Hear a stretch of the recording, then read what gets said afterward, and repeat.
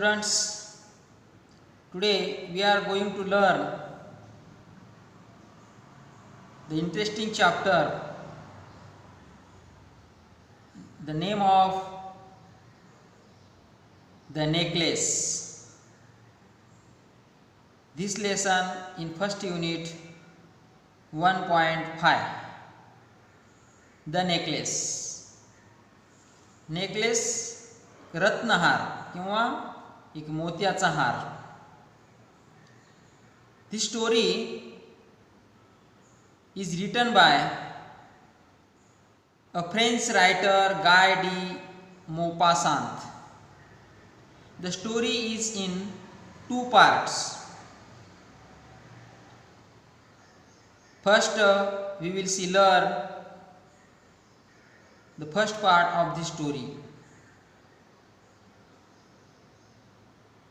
This story about Mathilde Loisel belongs from a middle class family. Her father is a clerk. Although she is beautiful, she is married to Mr. Loisel, a minor officer, a clerk at the Ministry of Education. She does not want to live a typical life.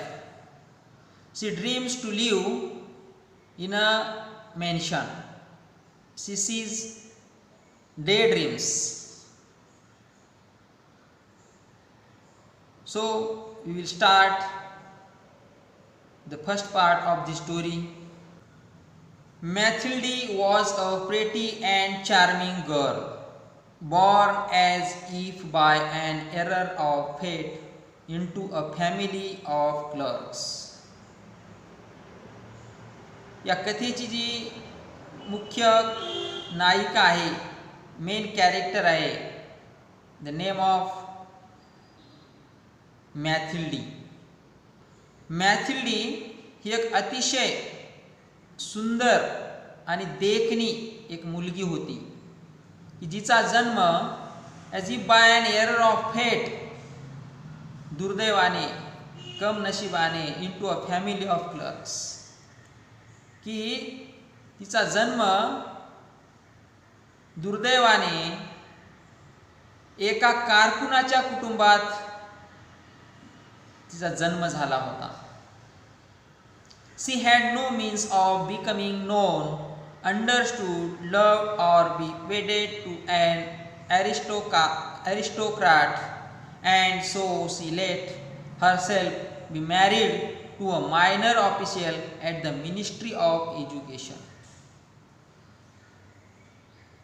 तिला वाटायचं की कुणी तिला ओळखावं. शी becoming understood, तिला वाटायचं की तिला कोणीतरी समजून घ्यावं. Loved or be wedded to an aristocrat, की तिच्यावर जीवापाड प्रेम करावं. And so she let herself be married to a minor official at the ministry of education. आणि म्हणूनच तिनं एखाद्या ॲरिस्टोक्रॅट म्हणजे उच्च कुलीन व्यक्ती असलेल्या व्यक्तीशी तिचं लग्न व्हावं असा काही तिच्या नशिबामध्ये योगच नव्हता. म्हणून मिनिस्ट्री ऑफ एज्युकेशन, शिक्षण खात्यातील किंवा शिक्षण मंत्रालयातील एका कारकुनाशी म्हणजे एका मायनर ऑफिशियल, कनिष्ठ कर्मचाऱ्याशी लग्न करण्यासाठी तिने शेवटी होकार दिला. She dress plainly because she had never been able to afford anything better. ती मात्र साधे साधे कपडे घालायची, कारण तिला चांगले कपडे घालायला काही मिळायचे नाहीत किंवा ते शक्य नव्हते.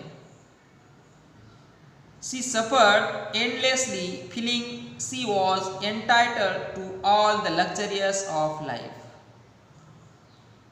परंतु आयुष्यातील ज्या लक्झरियस लाईफ आहेत, ज्या श्रीमंतीच्या चैनीच्या गोष्टी आहेत, तिला वाटायचं की त्या आपल्याला मिळतील आणि त्यासाठी मात्र तिच्या मनामध्ये तिला दुःख वाटायचं. She suffered because of her shabby poorly furnished house. आणि ती स्वप्न बघायची की उच्च श्रीमंत व्यक्तीशी लग्न व्हावं, परंतु एका कारकुनाशी लग्न झाल्यामुळं तिला मात्र एकदम शाबी म्हणजे एक जुनाट घर होतं की ज्या ठिकाणी पुअरली फर्निश्ड हाऊस, की ज्या ठिकाणी व्यवस्थितरित्या त्या घरामध्ये फर्निचरसुद्धा नव्हतं. एकदम साधंसं एक जुनाट घर तिला मिळालं की त्या घरामध्ये ती तिच्या नवऱ्यासह राहत होती. All these things that another woman of her class would not even have noticed tormented her and made her resentful. आणि यामुळं तिला मात्र खूप दुःख वाटायचं. या सर्व ज्या गोष्टी आहेत तिच्या जीवनामध्ये की ज्या दुसऱ्या एखाद्या स्त्रीला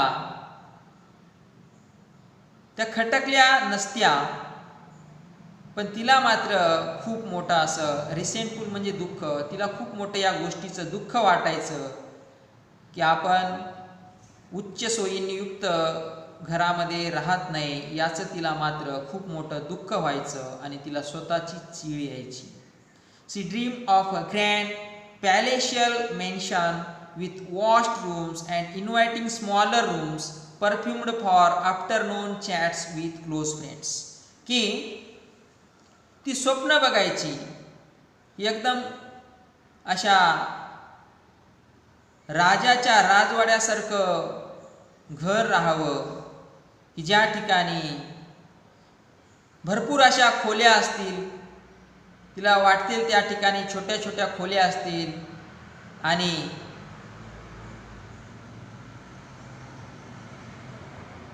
with washed rooms and inviting smaller rooms perfumed for afternoon chats with close friends. आणि तिला असं वाटायचं की आपण आपल्या जवळच्या मैत्रिणींसोबत दुपारचं जेवण करत असताना निवांत गप्पा गोष्टी मारत एकदम परफ्युम्ड म्हणजे सुगंधित सुवासाने दरवळलेल्या घरामध्ये, की जे घर भव्य राजमहालासारखं आहे, अशा घरामध्ये आपण राहत आहोत असं ती स्वप्न पाहायची. 8 मात्र she had no rich dresses, no jewels, nothing, and these were the only things she loved. परंतु यापैकी तिच्याकडं काहीच नव्हतं. शी हॅड नो रिच ड्रेस, तिच्याकडे उच्च दर्जाचे श्रीमंत वाटावेत असे कपडे नव्हते. नो ज्वेल्स, त्याकडे दागिने नव्हते. नथिंग म्हणजे काहीच नव्हतं यापैकी. These were the only things she loved, की ज्या गोष्टी तिला या खूप आवडायच्या. She wanted so much to charm, to be envied, to be sought after. अगदी कोणालाही हेवा वाटेल अशा सर्व उंच गोष्टींचा तिला मात्र खूप मोठा असा हव्यास होता. She had a rich friend, तिला एक श्रीमंत मैत्रीण होती.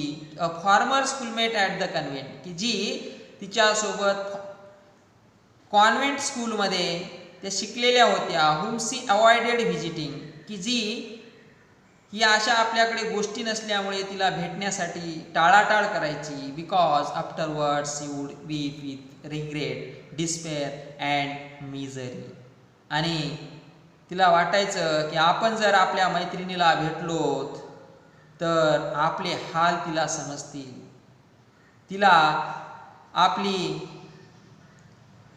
दुःख कळेल. रिग्रेट म्हणजे दुःख, डिस्पेअर म्हणजे निराशा समजेल, अँड मिझरी की ज्याविषयी तिला कीव येईल म्हणून तिला दुःख वाटायचं आणि त्यामुळे तिला शी वूड वीप, की तिला त्या गोष्टीबद्दल रडू यायचं.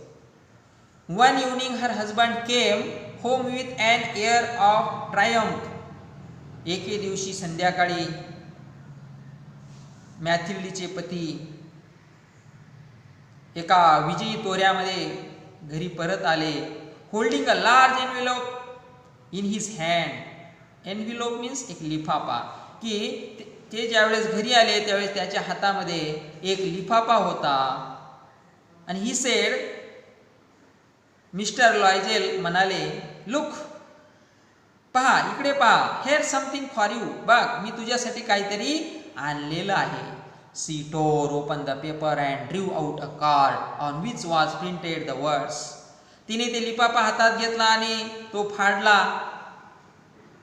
आणि तो लिफाफा फाडल्यानंतर बघितलं तर which was printed the words. त्याच्यावर काहीतरी लिहिलेलं होतं, छापलेलं होतं. The minister of education and madame Georges Ramponio request the pleasure of Mr. and Mrs. Loisel company at the ministry on the evening of the Monday, January 18th. आणि त्या लिफाफ्यावर असं लिहिलेलं होतं, माननीय शिक्षण मंत्री आणि मादाम जॉर्ज रोपिन्यो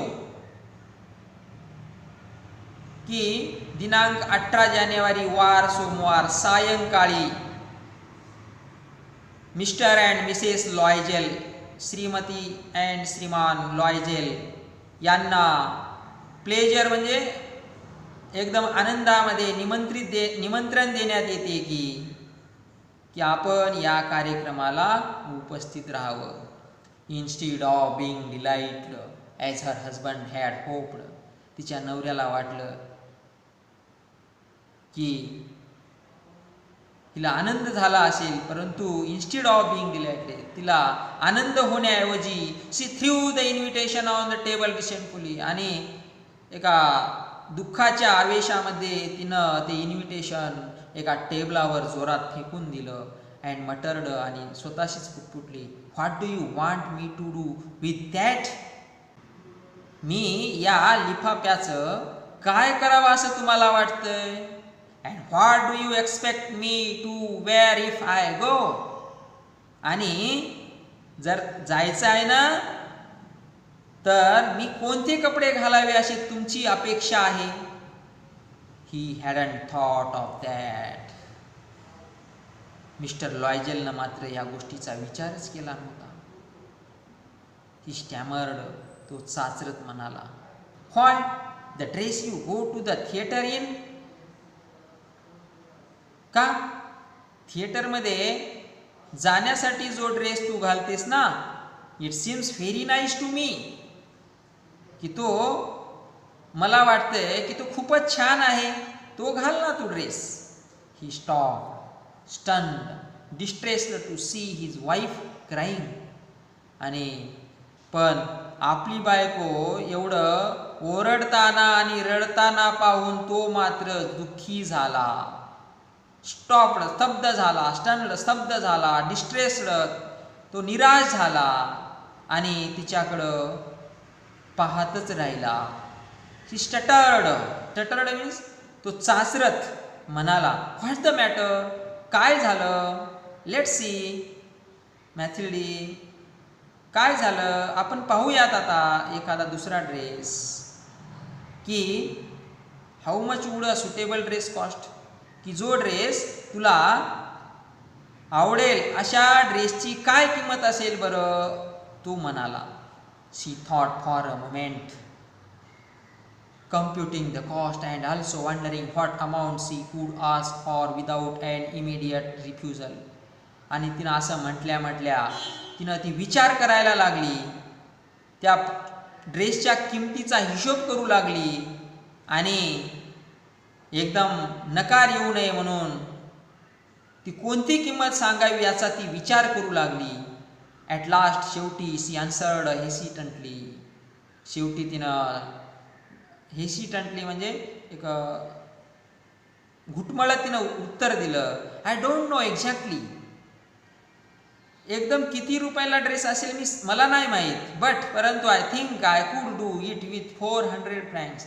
परंतु मला असं वाटतंय की जवळपास एक नवीन ड्रेस घ्यायचा असेल तर त्याची किंमत असेल 400 फ्रँक्स, 400 फ्रँक्सपर्यंत तो येईल आणि तो मी जमवून घेईन. ही turn a little pail.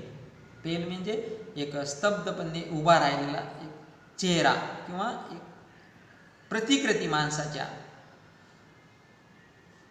He turned a little pale because he had been saving that exact amount to buy a gun for a hunting summer in the country near Nanterre with a few friends. की त्यानं क्षणभर गांगरला आणि गांगरल्यानंतर मात्र त्याला वाटलं की कारण त्याने तेवढे 400 फ्रँक्स पैसे जमा करून ठेवले होते की त्याला मित्राबरोबर नांटेर्स जवळच्या एका प्रदेशात उन्हाळ्यातील सुट्ट्या घालवण्यासाठी, त्या शिकारीसाठी त्याला बंदूक विकत घ्यायची होती, म्हणून त्याने ते पैसे जमा करून ठेवले होते. हाऊएव्हर तरीसुद्धा ही सेड, तो म्हणाला, व्हेरी वेल, ठीक आहे, I can give you 400 francs. ठीक आहे, मी तुला 400 फ्रँक्स देऊ शकतो, but try and get a really beautiful dress. आणि नक्कीच तू तेवढ्या पैशामध्ये काय कर, खरोखरच एक सुंदर असा ड्रेस विकत घे. The day of the party drew near and madame Loisel seemed sad, restless and anxious though her dress was ready. आणि the day of the party drew near, आणि जवळजवळ ती पार्टी होती, तो पार्टीचा दिवस जवळ आला.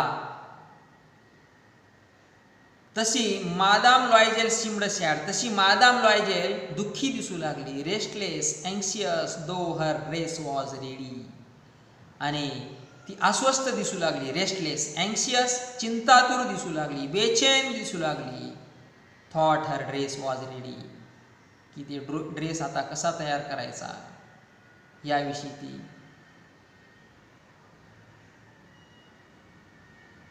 बेचैन, चिंतातुर होऊ लागली. One evening her husband said to her, आणि ही चिंता पाहून, तिची अवस्था पाहून एका संध्याकाळी तिचा पती तिला म्हणाला, व्हॉट द मॅटर, काय प्रकार आहे, काय घडलेलं आहे. You have been acting strange this last 3 days, गेली 3 दिवसापासून मात्र तुझं वागणं मात्र मला विचित्र दिसतंय, बेचैन दिसतंय, काय कारण आहे बरे.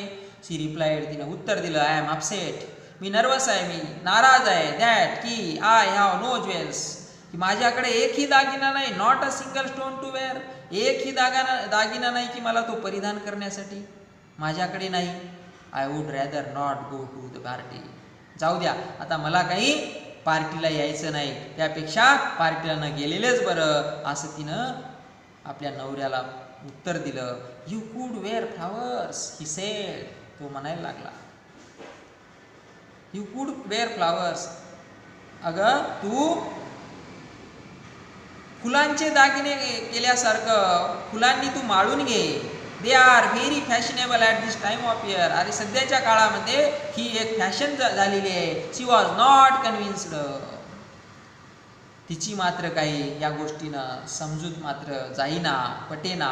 The next day she went to her friend's house and told her of her distress, आणि दुसऱ्या दिवशी सकाळी मादाम लॉयझेल ही तिच्या मैत्रिणीच्या घरी गेली. And told her of her distress, आणि तिने आपले सर्व ही दुःख, ही गोष्ट, कथा तिला सांगितली. Madame Forestier went to her mirrored wardrobe, took out a large box, brought it back, opened it and said to Madame Loisel. आणि मादाम फॉरेस्टर एका आरसा असलेल्या कपाटाकडे गेल्या. took out a large box, तिने एक मोठा असा एक बॉक्स काढला. brought it back, ती घेऊन परत लॉयझेलकडे आली, मिसेस लॉयझेलकडे. ओपनड इट, तो ओपन केला. And sed to madame Loisel, आणि ती मादाम लॉयझेलला म्हणाली, चूज माय डिअर, हे प्रे, निवड, तुला कोणता ह्याच्यातला दागिना निवडायचा आहे. फर्स्ट मॅथ्युली सॉ सम ब्रासलेट्स, देन अ पर्ल नेकलेस. प्रथम तिनं पाहिलं की काही सोन्याचे ब्रासलेट्स होते, नंतर अ पर्ल नेकलेस, तिनं एक रत्नहार पाहिला. She tried on the jewellery in the mirror आणि ते मोतीहार किंवा ते ब्रासलेट आपल्याला परिधान करून ती आरशामध्ये पाहू लागली. She kept asking, you have nothing else? तिनं पुन्हा विचारलं की यू हॅव नथिंग एल्स, याच्यापेक्षा दुसरं तुमच्याकडे काही नाही का? दुसरे दागिने नाहीत का? होय, यस, का नाही? हो आहेत, but I don't know what you like. पण मला कसं माहीत की तुला कोणतं दागिना आवडतो ते? Suddenly she discovered in a black satin box. आणि अचानक तिला एक सॅटिन बॉक्स, काळा सॅटिन बॉक्स तिला दिसला. सुपर डायमंड नेकलेस, की त्या पेटीमध्ये एक अतिमौल्यवान असा डायमंड नेकलेस होता, की तो अप्रतिम होता. And her heart began to beat with uncontrolled desire. आणि तीव्र इच्छेने तिचं हृदय मात्र धडधडायला लागलं त्या डायमंड नेकलेसला पाहून. Her hands trembled as she took it. आणि तिचे हात असे ट्रेम्बल्ड म्हणजे थरथर कापू लागले ते हातात घेण्यासाठी diamond necklace. She fastened it around her neck. आणि तिने लगेच ते उचलला आणि आपल्या गळ्याभोवती परिधान करून ती बघू लागली. And stood lost in ecstasy as she looked at herself. आणि एक्स्टसी म्हणजे ती अति उल्हासित झाली, हर्ष उल्हासित झाली. ते नजरेने स्वतःकडे स्थिमित स्वतःलाच ती पाहू लागली. देन सी आस्क्ड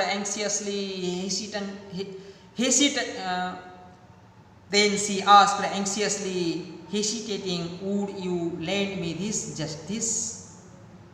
आणि तिने संकोच करत विचारलं, जस्ट धिस, फक्त एवढाच हा हार? Would you lend me this, मला उसना देशील, मला घालायला देशील का? व्हाय, येस, का नाही? यस, ऑफकोर्स, नक्कीच मी तुला देईन. She threw her arms around her friend's neck and rapturously then played with her treasure. आणि रॅप्टरसली तिला अतिशय आनंद झाला आणि अतिशय आनंदाने तिनं मादाम फॉरेस्टियरला घट्ट मिठी मारली. They played with her treasure. आणि त्या ठिकाणाहून लगेच तिने तो ट्रेजर म्हणजे ते डायमंड नेकलेस, तो खजिना घेऊन ती घाईघाईत निघून गेली. The day of the party arrived. तो पार्टीचा दिवस उजाडला आला. Madame Loisel was a success. Madame Loisel त्या यशस्वी झाल्या होत्या. She was prettier than all the other woman. Elegant, gracious, smiling and full of joy. Elegant, लावण्यखनी दिसत होती ती. ग्रेसियस, एकदम अशी आकर्षक दिसत होती. अँड स्माइलिंग, खुश दिसत होती. तिला इतका आनंद झाला होता की ती त्या पार्टीमध्ये she was prettier than all other woman, इतर कोणत्याही स्त्रीपेक्षा ती अति सुंदर दिसत होती. She danced widely with passion, forgetting everything in the triumph of her beauty and success, floating in a cloud of happiness.